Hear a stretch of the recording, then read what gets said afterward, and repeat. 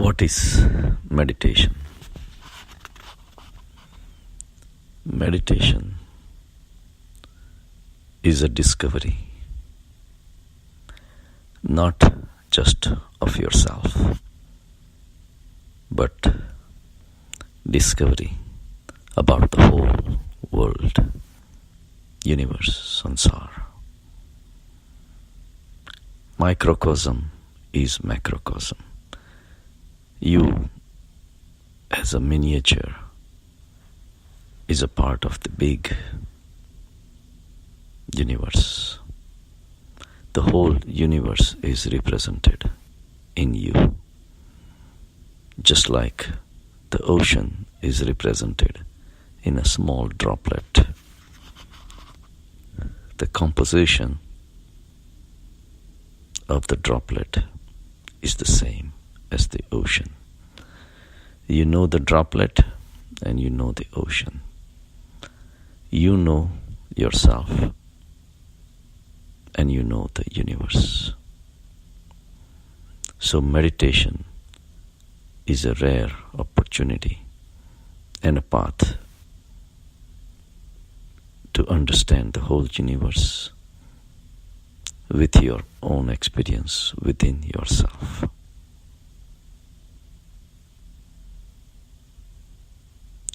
So meditation is all about finding the essence. Just like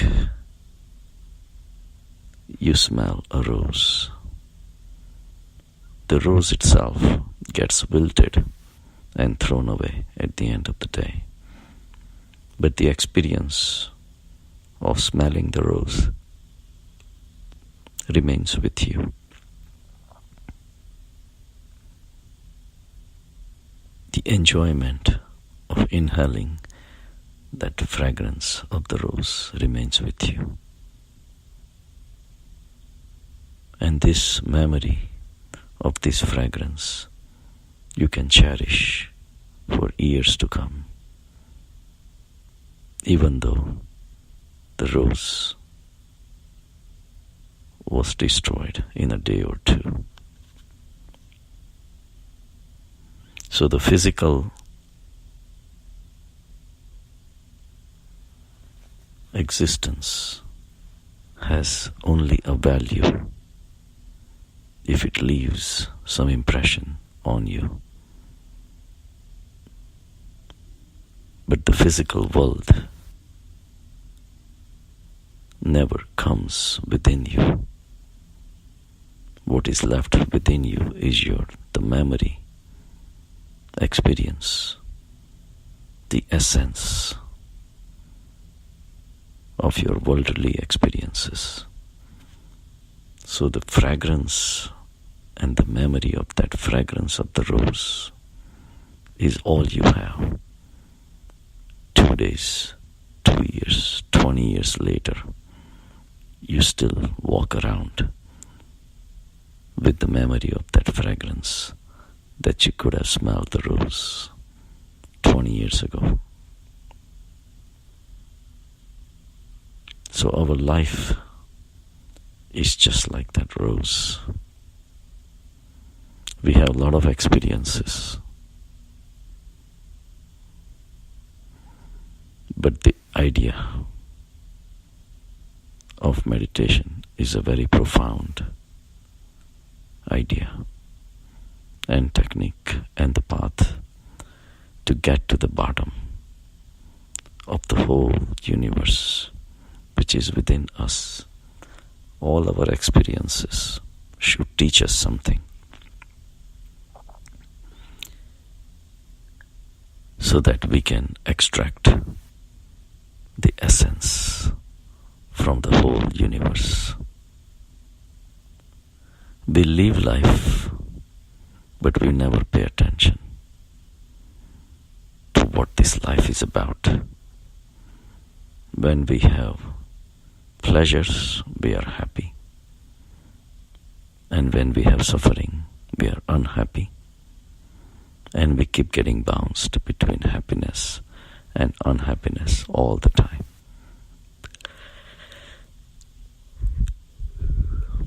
We like a rose, but we don't like the thorns.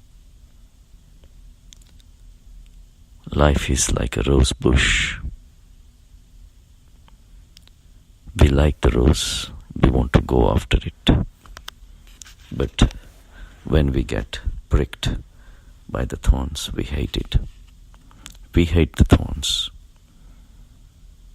In the long run, we never realize that thorns are just as important as the rose itself. Thorns, by their prickly nature, protects the rose from other people picking the rose or animals reaching to the rose to eat them up. Existence of a rose is dependent on the protection by the thorns. And of course, the multiple leaves which are on the rose bush, they are the one who carried the nourishment into the plant so that the plant was able to create ultimate product, the rose. Similarly, our life is like a rose bush. We pay attention only to the pleasures and not the sufferings. All the sufferings that you suffered, and then ultimately the pleasures come. The pleasure is the rose, sufferings were the thorns. The pleasures that come in life are only because the sufferings that you went through in life. There is no need to hate the sufferings, and there is no need to boast about the pleasures that you're having in life. When the suffering is going on, we want to forget the sufferings, and we keep on trying to become happy. In these efforts, whole life passes. Ultimately, we do become happy, but our race never ends. Then we want to become more happy and more happy. In this run to try to become more happy, we actually lose the essence of life. Life is not about happiness or unhappiness. Life is about going to the bottom and reach to a state where sukh and dukh, pleasures and sufferings, they all become important. Each has its own role to ultimately create your final experience of the life. The life that actually created the rose and the thorns, both. The soil, which is the creator, maintainer, and the destroyer of the rose bush, remains hidden while we are running after pleasures and sufferings.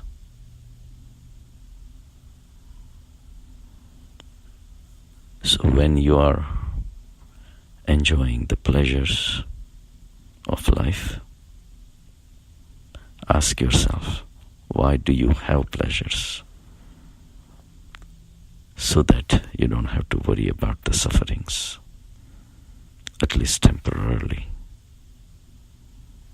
Sufferings are always going to come eventually.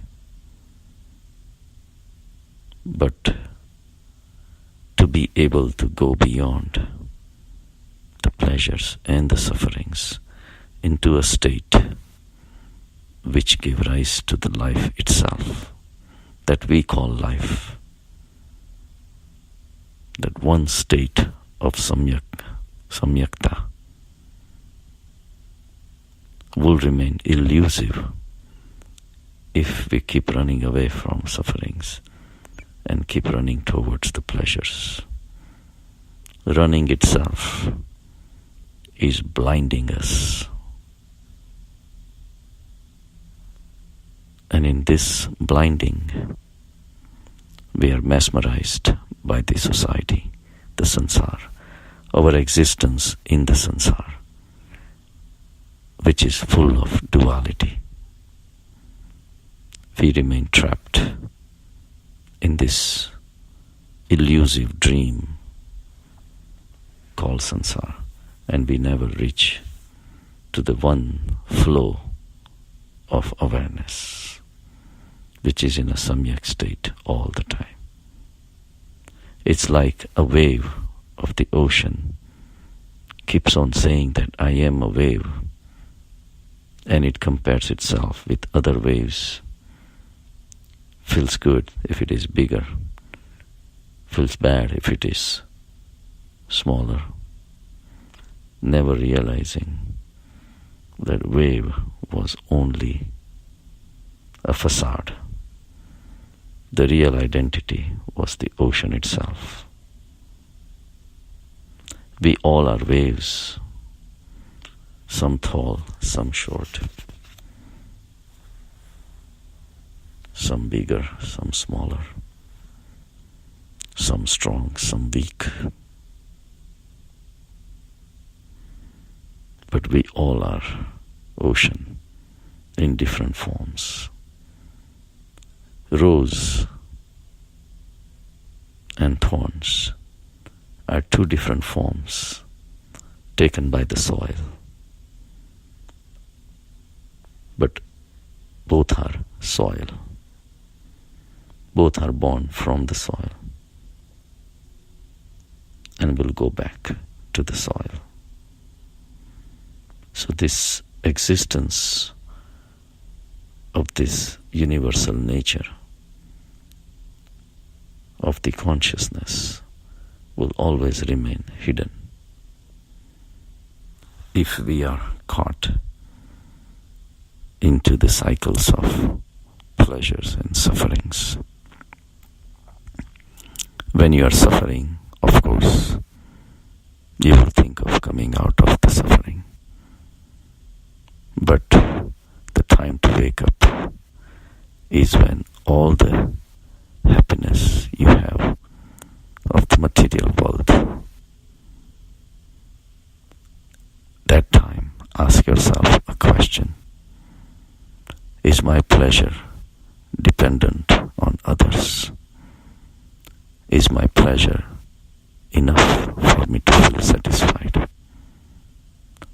How many roses can I have before I feel that I have smelled every single rose in the world?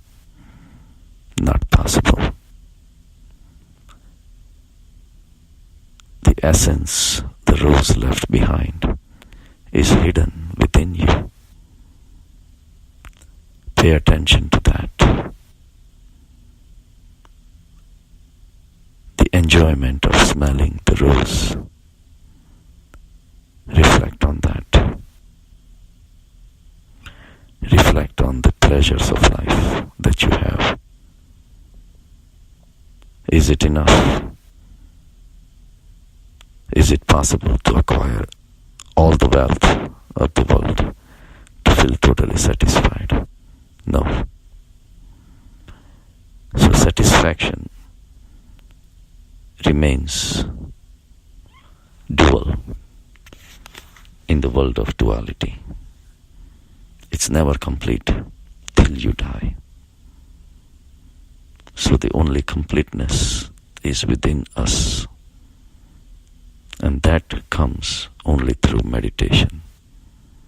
go within and find that source, that stream of consciousness that's flowing within us. Once you take a dip in it, the dualistic pleasure of the world doesn't mean anything, because it's built into a dualistic world which is continuously changing and never able to give you a full satisfaction.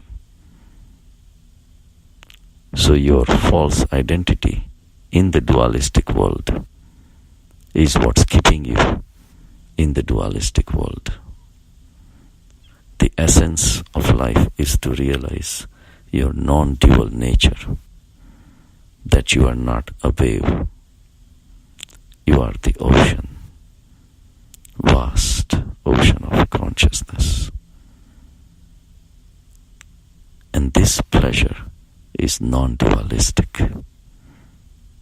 It's non-dual, and it is something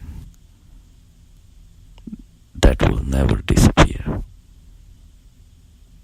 So go beyond the facade, the dualistic world, and take a journey to find the essence of life. The essence of life is the godliness, universal consciousness with its peace and total satisfaction. That is the only complete experience you will ever have. And it's never possible in the dualistic world. Have a good day.